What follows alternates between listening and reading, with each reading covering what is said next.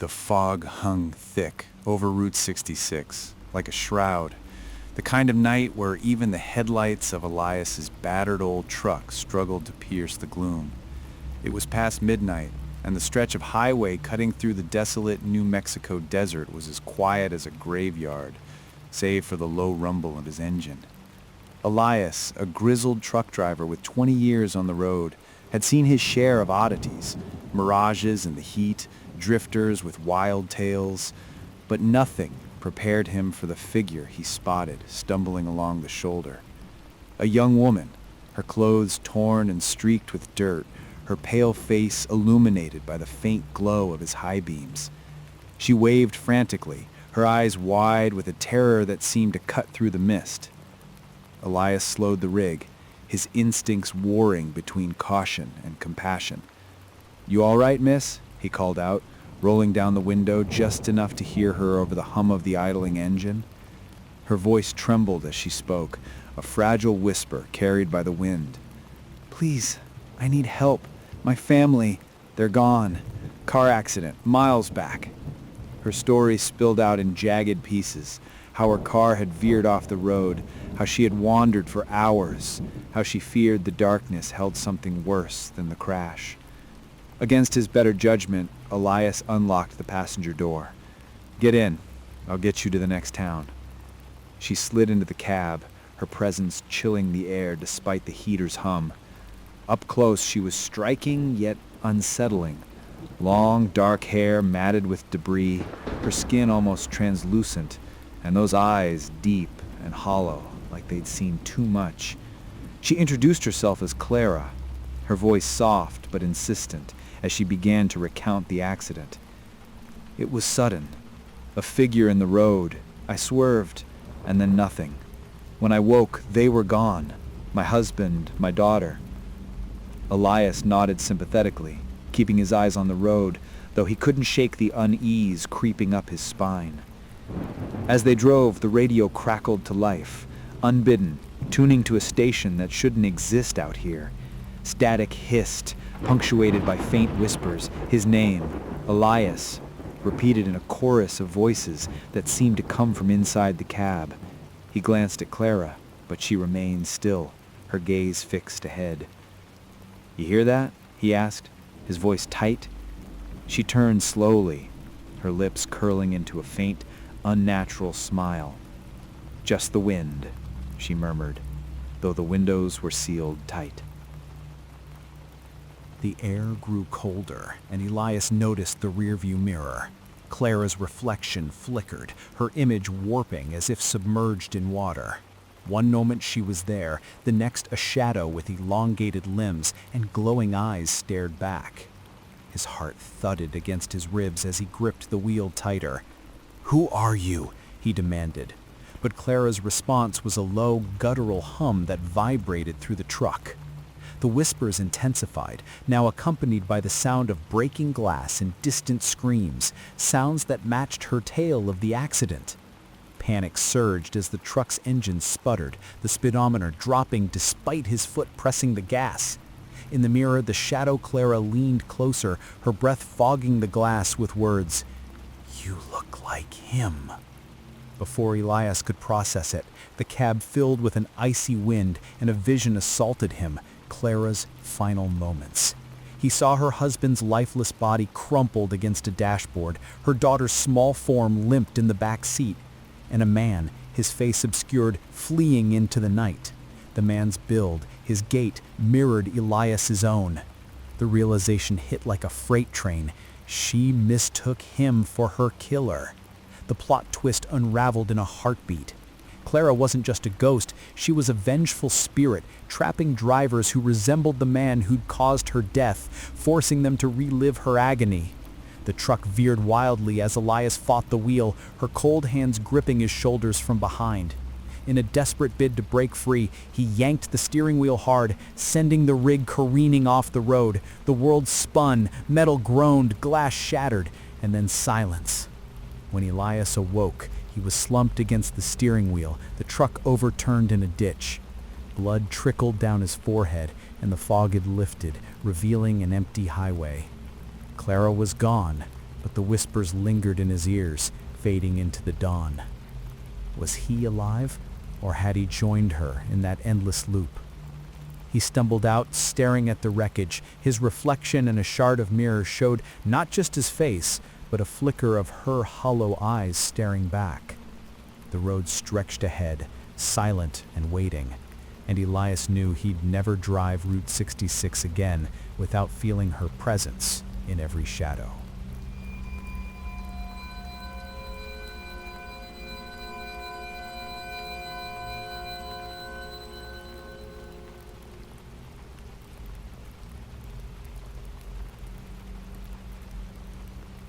The sun dipped low over the Nevada horizon, casting long shadows across the endless expanse of Highway 50, known to locals as the loneliest road in America. Sarah gripped the steering wheel of her beat-up sedan, her eyes heavy from hours of driving. She was a college junior from California, racing against time to reach her grandmother in Reno, who had taken a turn for the worse with her heart condition. The radio sputtered with static, the only stations fading in and out like ghosts in the wind. Miles of barren desert stretched on either side, dotted with scraggly sagebrush and distant mountain silhouettes that seemed to watch her progress with indifferent eyes. As dusk crept in, Sarah's gas gauge dipped perilously low. Relief washed over her when she spotted a flickering neon sign ahead, a run-down gas station, its pumps rusted and the buildings sagging under years of neglect. She pulled in, the gravel crunching under her tires like brittle bones. The attendant emerged from the shadows, an elderly man with leathery skin and hands marred by deep, jagged scars that twisted like roots. His eyes, sunken and yellowed, fixed on her with an intensity that made her skin crawl. "Fill her up?" he rasped, his voice like sandpaper on wood. Sarah nodded, stepping out to stretch her legs while he pumped the gas. The air was thick with the scent of dust and decay, and the silence was oppressive, broken only by the distant howl of a coyote. "You headed far?" the man asked, not looking up from his task. "Reno," she replied, curtly, eager to get back on the road. He paused, wiping his scarred hands on a rag. "Best be careful out there. The watchers, they come out at night, lurking in the shadows, waiting for folks like you." Sarah forced a laugh, dismissing it as the ramblings of an old, lonely timer. "Watchers? Like aliens or something?" He didn't smile. "Something older. They see everything, and they don't let go easy." Shaking off the chill his words sent down her spine, she paid and drove off, the station shrinking in her rearview mirror until it vanished into the twilight. The highway unfurled before her, now shrouded in deepening blue. Her GPS, usually reliable, began to glitch, recalculating endlessly, directing her onto non-existent side roads. "What the hell?" Sarah muttered, tapping the screen. It looped her back the way she'd come, the map spinning in circles. Frustration mounted as the stars emerged, pinpricks in the vast black sky. Then, on the horizon, she saw them, distant figures, silhouetted against the fading light. Tall and slender, they stood motionless, like sentinels in the sand. She slowed, squinting through the windshield. Were they people? Hikers? But as she approached, they mirrored her speed, shifting just out of clear view, always at the edge of her headlights. A shiver ran through her. She accelerated, but the figures kept pace, their forms elongating unnaturally in the shadows. Scratching sounds echoed from the sides of the car, faint at first, like nails on metal. Sarah glanced at her doors and gasped. Fresh scratches marred the paint, deep grooves that hadn't been there before. "This isn't funny," she whispered to the empty desert, her heart pounding. The GPS beeped erratically, its voice distorted. "Turn left! Into the void!" She slammed it off, relying on the road signs, but they too seemed wrong, pointing to towns that didn't exist on her map. Then came the breakdown. The engine coughed, sputtered, and died, leaving her coasting to a stop in the middle of nowhere. The silence was deafening, broken only by her ragged breathing. She popped the hood, but in the dark she could see nothing amiss. As she fumbled with her phone, no signal of course, a whisper slithered through the night. "Sarah, come here, dear." It was her grandmother's voice, frail and familiar, calling from the darkness beyond the road. "Grandma?" Sarah called back, her voice trembling. The whisper grew insistent. "Help me, Sarah. I'm so cold." Tears welled in her eyes as she stepped off the pavement, flashlight in hand, venturing into the scrub. The figures were closer now, circling just beyond the beam's reach, their eyes glinting like distant stars. The whispers multiplied, overlapping in a cacophony of her grandmother's pleas mixed with guttural chants. Sarah's flashlight caught a glimpse, pale skin stretched over elongated bones, faces twisted in eternal hunger. She bolted back to the car, slamming the door and locking it. The scratches intensified, rocking the vehicle as invisible hands tested the handles. In a panic, she turned the key. The engine roared to life inexplicably. She floored it, tires spinning on the loose gravel, leaving the watchers in a cloud of dust. But relief was short-lived. The road looped again, impossibly bringing her back to the gas station. The attendant stood waiting, his scarred hands folded, a knowing smile on his lips. "Told you about the watchers," he said as she stumbled out, demanding answers. The twist hit her like a sandstorm. He wasn't just a bystander. His scars weren't from accidents. They were ritual marks, etched by the very entities he served. He was part of an ancient cult, guardians of the desert's forgotten gods, luring stranded travelers with illusions and breakdowns, sacrificing them to appease the watchers who fed on fear and flesh. Sarah tried to run, but the figures closed in, their whispers revealing the truth. Her grandmother's illness was a lie, a decoy message planted by the cult to draw her into their web. They'd hacked her phone, manipulated her GPS, even mimicked the voice from old voicemails she'd saved. A frantic chase ensued, Sarah darting into the station, barricading herself as the attendant pounded on the door, his voice shifting to something inhuman. She escaped through a back window, stealing his truck and racing into the night. But the highway twisted once more, the watchers herding her like prey.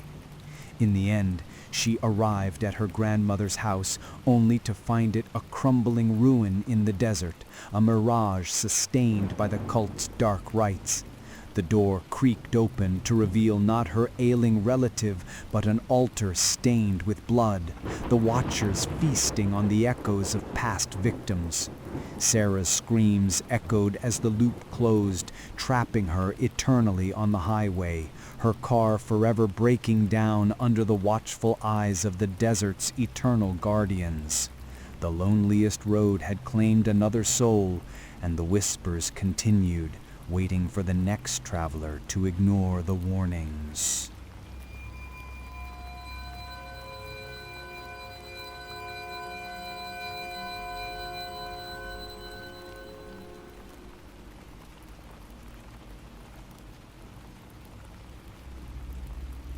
The rain hammered down on the winding back roads of rural Oregon, turning the asphalt into a slick black mirror that reflected the jagged flashes of lightning. Tom and Luke, brothers who ran a small mechanic shop in the sleepy town of Milford, were no strangers to late-night calls. Their tow truck, a rusty beast they'd inherited from their father, rumbled through the storm like an old hound on the hunt. The call had come in just after midnight, a frantic voice on the line reporting a stalled sedan on Old Mill Road, miles from anywhere. "Hurry," the caller had pleaded, their words cut off by static. "Someone's hurt." Tom, the older brother at 35, gripped the wheel with calloused hands, his jaw set against the wind whipping through the cracked window. Luke, 5 years his junior and always the more impulsive one, fiddled with the radio, trying to drown out the thunder with staticky country tunes. "This better not be some prank," Luke grumbled, his voice laced with the exhaustion of a long day. "Last time we got a call like this, it was kids messing around." Tom didn't respond. Something about the caller's tone gnawed at him, a desperation that felt too real for a hoax. They spotted the sedan half an hour later, pulled haphazardly onto the shoulder, its headlights dim and flickering like dying embers. The doors hung ajar, swaying gently in the gusts, and the wipers slapped uselessly against the windshield. No sign of the driver or anyone else. Tom killed the engine and stepped out, the rain soaking him instantly. "Hello? Anyone here?" he shouted, his voice swallowed by the downpour. Luke joined him, flashlight beam cutting through the sheets of water. They approached cautiously, the beam revealing dark smears on the driver's seat, bloodstains, fresh and glistening. "Jesus," Luke whispered, his face paling. "Call the cops, Tom. This looks bad." But the phones had no signal out here, deep in the valley where cell towers were as rare as sunshine in winter. They decided to tow the car back to the shop. Maybe the owner would turn up, or at least they could secure it until morning. Hooking up the sedan took longer than usual in the storm, the chains clanking like shackles. As they pulled away, the tow truck groaning under the added weight, an uneasy silence settled over them. Then it started, a faint scratching from the sedan's trunk, like nails dragging across wood. Tom glanced at Luke. "You hear that?" Luke nodded, eyes wide. "Probably just something loose rattling around." The scratching grew insistent, evolving into muffled cries, soft, whimpering sounds that could have been a child or an animal in distress. With each mile they amplified, piercing the cab like needles.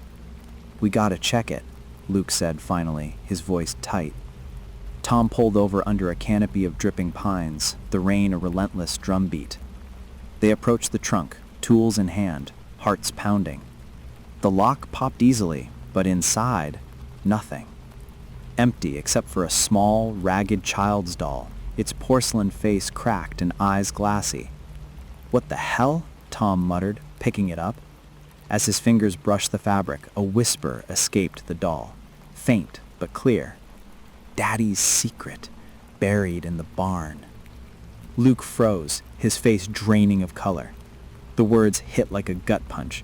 Their father had died years ago in a suspicious accident in the family barn, a place riddled with dark memories they'd never discussed, whispers of abuse, hidden bruises on their mother, a shotgun blast ruled as suicide. How? But Tom shoved the doll back and slammed the trunk. "It's nothing. Wind playing tricks. Let's go." They drove on, but the dread built like storm clouds.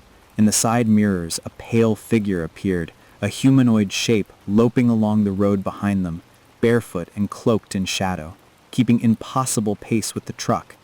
It was there one flash of lightning, gone the next, but always reappearing closer. Heart-pounding terror set in as the figure's details sharpened. Gaunt limbs, hollow eyes, a mouth stretched in a silent scream. "Tom, look!" Luke yelled, pointing at the mirror. The truck swerved as Tom glanced back, the sedan swaying dangerously. The cries from the trunk returned, louder, syncing with the figure's approach, scratching, pleading, accusing. "Stop the truck!" Luke demanded, his voice cracking. They skidded to a halt again, this time in a muddy pullout. Rain lashed their faces as they bolted to the trunk once more. Empty again, save for the doll, which now whispered louder, brother against brother, blood on the tools. The brothers exchanged horrified glances. Their own hidden trauma bubbled up, Luke's resentment toward Tom for leaving home young, abandoning him to their father's rages, Tom's guilt for not protecting his sibling.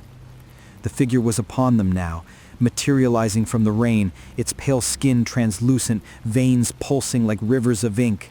It lunged but dissolved into mist as Tom swung a wrench. "This isn't real," Tom gasped, but Luke's eyes glazed over, a vacant stare replacing his fear. "It is," Luke murmured, his voice not his own. "The victim needs help. We have to finish it." The plot twist unraveled in a frenzy of betrayal. The sedan wasn't just abandoned. It belonged to a serial abductor, a master of psychological warfare who laced his vehicles with hypnotic triggers, scents, sounds, even embedded subliminals in the upholstery. The caller was the abductor himself, preying on good Samaritans by planting suggestions that unearthed buried traumas, turning them into unwitting accomplices. The bloodstains, theatrical props. The doll, a device rigged with recordings tailored from hacked personal data, whispering secrets to fracture minds. Luke, more susceptible from years of suppressed rage, turned on Tom like a puppet on strings. "You left me," he snarled, grabbing a crowbar from the truck. The fight was brutal, fists and metal in the mud, rain mixing with blood. Tom pleaded, dodging blows, but Luke's eyes were empty, driven by the hypnosis to rescue the non-existent victim by eliminating the threat, his own brother. In a desperate grapple, Tom disarmed him, the crowbar clattering away, but not before Luke's skull cracked against the sedan's bumper. He slumped, lifeless, the hypnosis breaking too late. Tom staggered back, the pale figure vanishing like smoke. Sirens wailed in the distance, real this time, drawn by an anonymous tip. As the cops arrived, Tom realized the horror. The victim was never real, but the abductor had won anyway, using the brothers' past to orchestrate murder from afar. Haunted by whispers that now echoed in his own mind, Tom stared at the doll in the trunk, its glassy eyes seeming to wink. The back road stretched into the night, silent once more. But for Tom, the cries would never stop.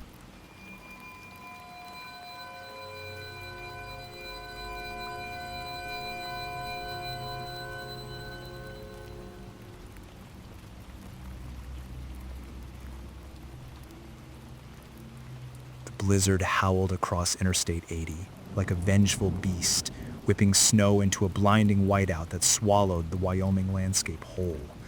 Amelia gripped the steering wheel of her compact SUV, her knuckles white against the cold leather as she peered through the frost-laced windshield. She was a seasoned journalist from Denver, specializing in cold cases, and this trip was her deepest dive yet, investigating a string of unsolved disappearances along this forsaken stretch of highway. Over the past decade, dozens of travelers had vanished without a trace. Hitchhikers, truckers, families on vacation. No bodies, no wreckage, just empty vehicles found abandoned on the roadside, engines still warm as if the occupants had simply stepped into the void. Her research pointed to patterns, storms like this one, isolated rest stops, whispers of a cursed corridor from local lore. But Amelia was a skeptic at heart, armed with notebooks filled with interviews and maps dotted with red pins. The wind battered her car, gusts rocking it like an unseen hand.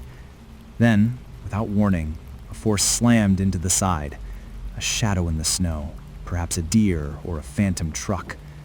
The SUV fishtailed, tires screeching on ice, before plunging off the embankment into a drift. Metal groaned, glass cracked, and everything went black. When Amelia came to, her head throbbed, and blood trickled from a gash on a forehead. The engine was dead, the dashboard lights flickering erratically. Outside, the storm raged on, but through the haze, she spotted a faint glow, a neon sign sputtering, "Diner," in faded red letters. It was a relic, a squat building half buried in snow, windows glowing with an unnatural warmth. Desperate for shelter, she bundled her coat tight and trudged through the drifts, the wind clawing at her like icy fingers. The door creaked open with a bell's hollow jingle, releasing a puff of stale air thick with the scent of grease and something metallic, like old blood. Inside, the diner was a time capsule from the 1950s, checkered floors scuffed and cracked, booths upholstered in torn vinyl, a jukebox in the corner humming a distorted melody that looped endlessly. A handful of patrons huddled around a counter, stranded motorists by the look of them. An older man in a flannel shirt nursed a coffee that steamed suspiciously in the chill air. A young couple clutched each other, their faces pale and drawn. A lone woman in a hooded jacket stared into a plate of uneaten food. No staff in sight, but plates sat before them, food congealing under flickering fluorescent lights that buzzed like angry insects. "Storm got you too?" the older man asked, his voice gravelly, eyes shadowed under a brimmed hat. Amelia nodded, sliding into a booth and rubbing her hands for warmth. "Yeah, car's totaled. You all waiting it out?" They exchanged glances, a silent unease passing between them. The young man spoke up, his voice trembling. "We've been here a while. Phones don't work. No one's come by." As the group shared introductions, names that blurred in Amelia's mind, Harold, Mia, and Jake, Evelyn, they began trading stories to pass the time. Harold started, recounting how he'd picked up a hitchhiker years ago on this very road, a man who'd vanished mid-conversation, leaving behind a wallet filled with photos of missing people. "Felt like he was collecting them," Harold whispered, his scarred hands trembling. The atmosphere thickened, the lights dimming to cast grotesque shadows on the walls, elongated figures that seemed to writhe independently, whispering shapes that mimicked human forms in agony. Amelia's stomach growled, and she ordered from a menu that appeared on the counter, but the food arrived instantly. A burger that tasted of ash and decay, the bun moldy under her fingers. She pushed it away, unease coiling in her gut. Mia shared next, her story mirroring one from Amelia's files, a family vanishing after stopping at a similar diner, their last message a frantic text about shadows watching. Jake added details of hearing footsteps in the snow outside, circling the building like predators. Suspense built as the storm intensified, the windows rattling with each gust. One by one, the others excused themselves to the restroom to check the storm, only to not return. Harold went first, his chair scraping back with a finality that echoed. Minutes later, a note appeared on his napkin. "Amelia knows." Her name, scrawled in shaky script. She froze, heart pounding. "What the hell is this?" she demanded. But Mia and Jake exchanged fearful looks. Evelyn's tale followed, a chilling account of a journalist, much like Amelia, who delved too deep into the disappearances, only to become one herself. The lights flickered wildly now, revealing shadows on the walls that peeled away, slithering across the floor like ink spills. Panic set in when Mia vanished next, her scream echoing from the back room, cut short. A note on her plate. Amelia's turn. Jake bolted for the door, but it wouldn't budge, locked by an invisible force. He pounded on the glass, his reflection distorted into something monstrous, eyes hollow, mouth gaping. Evelyn whispered her final story. "This place, it's not real. It's where they wait." Amelia's mind raced, piecing together the horrors. The stories weren't random, they were echoes of her research, the very cases she'd pored over in her notebooks, now twisted and alive. The plot twist crashed over her like the blizzard outside, as Jake disappeared into the kitchen with a gurgling cry, leaving another note. Amelia was first. She realized the truth. The accident hadn't been survivable. She died in the crash, her body buried in the snowdrift. The diner was a liminal space, a purgatory trap for the lost souls of Interstate 80, reliving their final hours in an endless cycle. The motorists weren't strangers. They were the echoes of the missing persons she'd studied, their spirits drawn to her because of her obsession, forcing her to recount their fates eternally. Evelyn, the last one, faded into shadow, her form dissolving as she murmured, "Welcome home." Amelia screamed, rushing to the window, but outside was no longer the highway, just an infinite white void, the storm an illusion masking the abyss. The jukebox played on, its tune now her own voice narrating the disappearances in a loop. Notes piled up around her, all bearing her name, as the shadows closed in, whispering the stories she'd chased. Trapped in the diner, she sat alone, the food rotting before her, doomed to share the tales forever. her own disappearance just another unsolved case fading into the snow.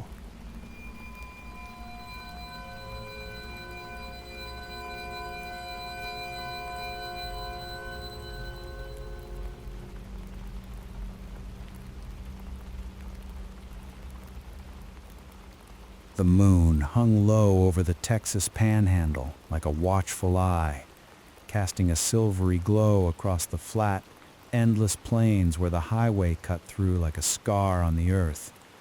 Miguel, a weathered rancher in his late 40s, gripped the wheel of his old pickup truck, the engine's growl the only sound piercing the night's stillness. He'd spent the day mending fences on his sprawling property, miles from the nearest town, and now he was heading home to his modest ranch house, where his wife Elena waited with a hot meal and their 2 young daughters. The road was familiar, empty stretches of asphalt, flanked by scrubland and occasional clusters of cattle grazing under the stars. But tonight, something felt off, a prickling at the back of his neck that he'd chalked up to fatigue. As he rounded a gentle curve, his headlights swept over a dark mass blocking the road. A herd of cattle, at least 24 strong, standing motionless like statues. Their eyes caught the beams, reflecting back an unnatural glow, greenish yellow like fireflies trapped in sockets. Miguel cursed under his breath, easing on the brakes. "Damn strays," he muttered, killing the engine and stepping out into the crisp air. The night was unnaturally quiet. No lowing, no shuffling hooves, just a distant whine of grass through the wind.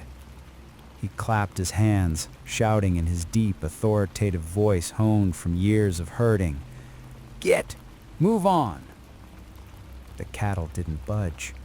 Instead, they turned their heads in unison, those glowing eyes fixing on him with an intelligence that sent a chill down his spine. Miguel approached cautiously, waving his arms, but as he got closer, one cow at the edge of the herd shifted. It rose slowly onto its hind legs, balancing awkwardly like a man in an ill-fitting costume. Its hide stretched taut over elongated bones, and its jaw hung slack, revealing teeth that seemed too sharp, too many. Miguel froze, his heart thudding. What in God's name? A low whisper slithered from the herd, distorted voices overlapping like a chorus from hell. Words fragmented. Join us. Flesh. Hunger. They weren't coming from one animal, but all. A symphony of murmurs that echoed in his ears, burrowing into his mind. Miguel backed toward the truck, his boots crunching on gravel, but the cattle moved then, not scattering, but encircling him in a deliberate ring. Their bodies pressed close, the air thick with the musky scent of fur and something rotten beneath. He bolted for the door, slamming it shut and revving the engine. The truck lurched forward, but the herd tightened, bodies thumping against the sides like battering rams. Hooves, or were they claws, scraped the paint, leaving deep gouges. Panic surged as Miguel floored the gas, plowing through the edge of the circle. A few cattle went down with sickening thuds, but others leapt unnaturally, landing on the hood with eyes blazing. The whispers intensified, now inside the cab. Miguel, Elena waits. Daughters scream. How did they know? He swerved, shaking one off, but the pursuit began, a stampede of shadows thundering behind him, their forms twisting in the rearview mirror. Limbs elongated, necks stretched like serpents, hides splitting to reveal glistening, pulsating masses beneath. They weren't cows anymore. Hybrids, abominations with human-like torsos fused to bovine legs, mouths gaping in silent howls. Heart-pounding tension gripped him as the truck sped down the highway, the speedometer climbing to 80, 90.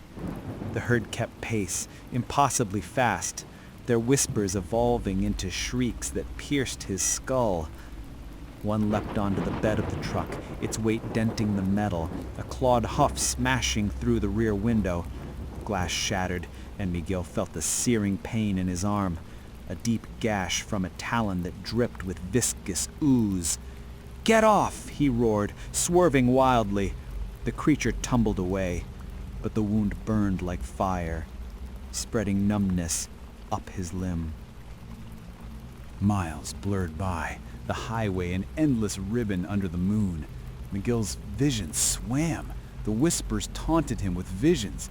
Elena at home, the girls tucked in bed, unaware of the horror racing toward them. He radioed for help on his CB, but static answered, laced with those voices. No escape. Become us. The infection from the wound pulsed, his arms swelling, skin rippling as if something moved beneath. In desperation, he grabbed his hunting knife from the glove box, slamming on the brakes to skid to a stop. The herd encircled again, closing in with predatory patience. With a guttural cry, Miguel hacked at his own arm, the blade biting through flesh and bone in a spray of blood. Pain exploded, white-hot and all-consuming, but he severed the limb just above the elbow, tossing it into the night. The severed arm twitched on the ground, then convulsed, sprouting tendrils that burrowed into the dirt. The herd paused, drawn to it like moths to flame, their forms shifting as they absorbed the offering. Miguel wrapped a rag around the stump, blood soaking through, and gunned the engine once more, breaking free as the creatures feasted on his discarded flesh. He drove on, the whispers fading to a dull hum, the highway finally clearing as dawn's first light crested the horizon. Home loomed ahead, his ranch, lights warm in the windows. Elena rushed out as he stumbled from the truck, her face etched with horror at his mangled arm. "Dios mío, what happened?" she cried, helping him inside. The girl stirred, sleepy-eyed and innocent. Medics arrived later, bandaging the wound, attributing the delirium to blood loss. But as Miguel lay in bed that night, the stump throbbed, not with pain, but with movement. A whisper echoed in his mind, soft and insidious. "We are one." The plot twist dawned with horrifying clarity. The herd wasn't random. A classified government experiment at a nearby black site facility had gone awry, releasing shape-shifting parasites engineered for biological warfare. Designed to infiltrate livestock and turn them into hunters, the parasites spread through contact, possessing hosts to expand their hive. Miguel's sacrifice was futile. The initial scratch had already seeded his bloodstream, the arm merely a diversion. As he watched his skin ripple across his chest, eyes beginning to glow in the mirror, he realized the truth. He was patient zero for the human phase. The herd would grow, starting with his family, his town, the world. In the moonlit expanse outside, shadows gathered, waiting for him to join the hunt.